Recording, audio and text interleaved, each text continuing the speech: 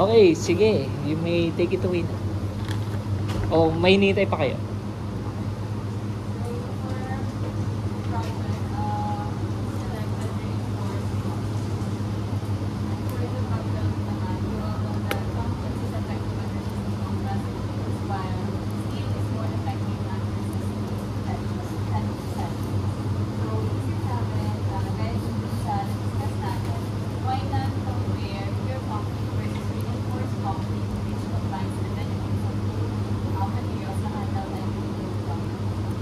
Sorry.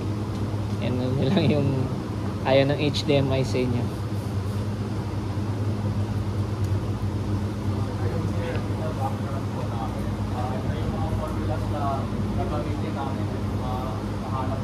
Para mahanap yung values to compare yung concrete and reinforced concrete using electrical chemistry. Tapos, ito yung parang itatabulate namin yung mga nananaharap namin.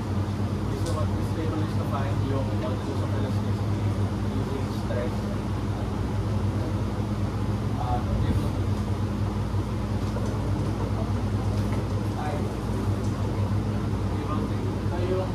Modulus of rupture, kung yung fracture, the location of failure is within the middle 1/3 span of yung ginawa namin beam or yung whole example na kailangan kasi the weight and depth of the fracture and the span length of the load at that point.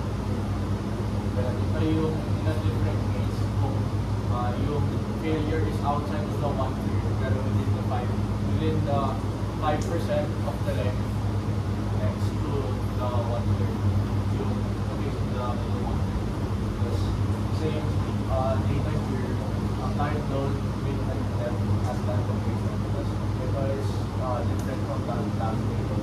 Average distance from wala ng fracture and the nearest support using our 4-point bending test.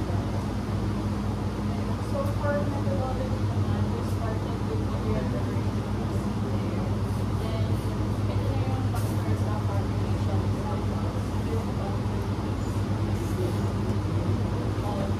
Kaya, nag-test before ma-formulation is from and the samples were 21 by 6 inches.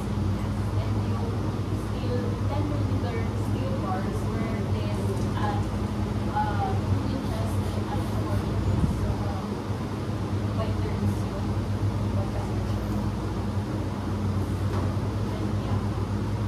So we had a total of 6 samples, tatlo ay steel bars and tatlo na pure concrete.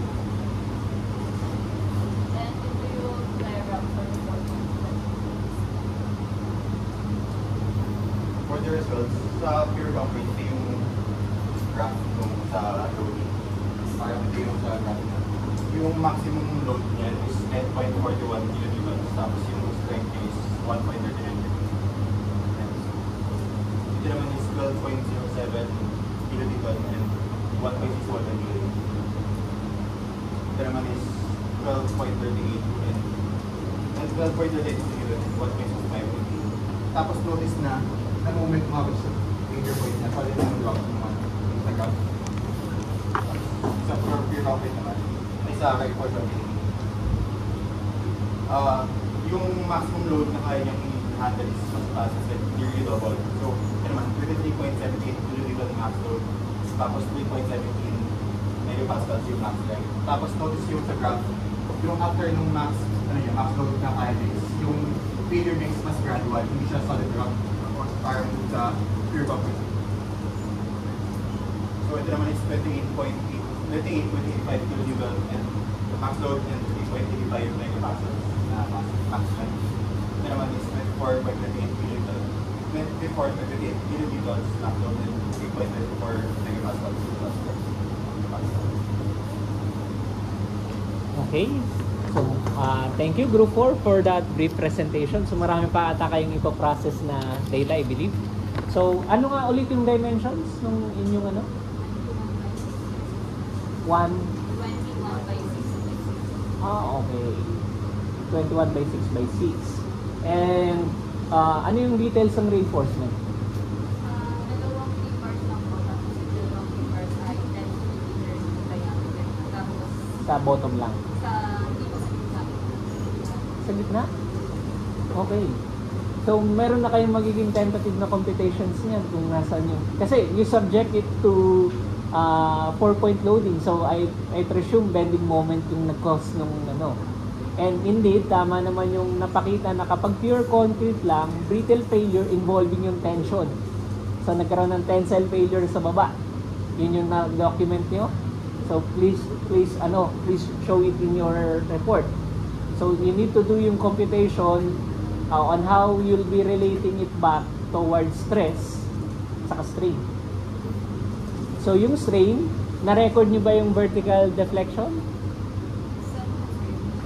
Oo, sa mismong setup, may documentation kayo ng video ng mismong test?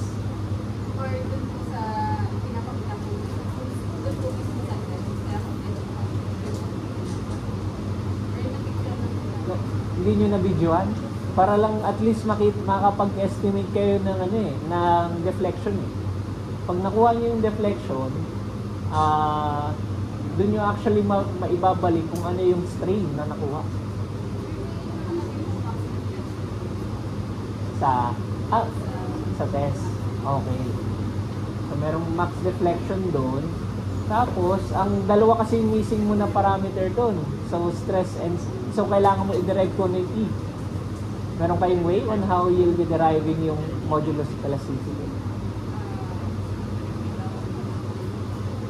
So, halos similar dun sa sa na-bring up ko sa previous group na kailangan ma-derive niyo yung E in the first place. So, ang na lang is paano. Siyempre, pwede kayong mag-compression test. Nga lang, additional test yun na isang, at least 3 bloke para meron kang meron kayong test. Magkano naging budget niyo dyan? Sir, ano na yun eh, kasi bumili kami ng sauce na po, hindi po budget na. Kaya lang, hindi po pala na yung 5 kilos na tayo. So may sobra pa kayo? 5 bucks pa. So pwede pa ako mag-demand sa inyo ng compression test? Kaya lang yung time sir. Oo, 3 days, curing. So magbuhos na kayo na. Buhos kayo ngayon, Monday mag-gano na kayo. Kaya ba? So yung dati po ba ng Ha? Yung paper ay as long as it's within Tuesday. So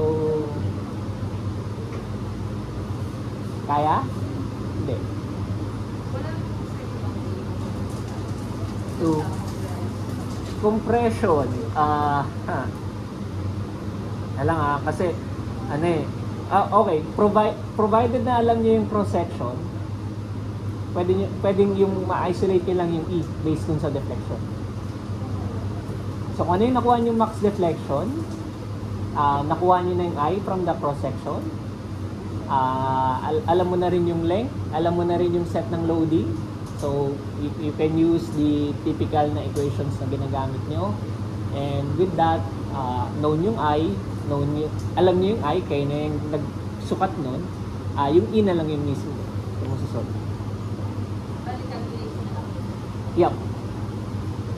So, yun. Tapos, kailangan nyo rin ma-extract maganda rin yung information na napakita na hindi brittle yung naging failure nung may tensile reinforcement. Kasi si tensile reinforcement, yung sumalo ng kremmen sa mga loading. So, naging ductile yung behavior ni reinforced concrete. Magandang i-highlight yon and i-report. Then, siguro, maganda rin na ano yung computation as to why, bakit ganun yung naging behavior. So, meron kang deflection over, di ba? Time? O parang deflection or maximum lang yung ni-report? Maximum lang yung ni-report. Kasi pag maximum, dire-diretso na pag hindi nyo talaga ni-record. Kaya mahalagang na-record hanapin mo kung saan biglang naging non-linear na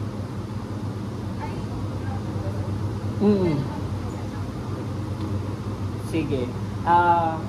Siguro katulad ng sa group 3 din na please send me a draft report through email mamaya para ma-check ko kung ano yung ano pa yung yung calculations, ano pa yung ma-offer na comment. Yun lang muna so far. I believe kayo yung pinakamagastos na project among sa group kasi may oo nga. So, merong gagamitin yung mga lab people. Pero so far, that's it for group 4. So, palakpakan natin sila. Key announcements to make. Since I was brought up to the fact na yung SEM finals week is still May 30. So, if ipopropose ko sa inyo na May 30 yung final exam, that's on a Friday. Okay lang ba sa inyo?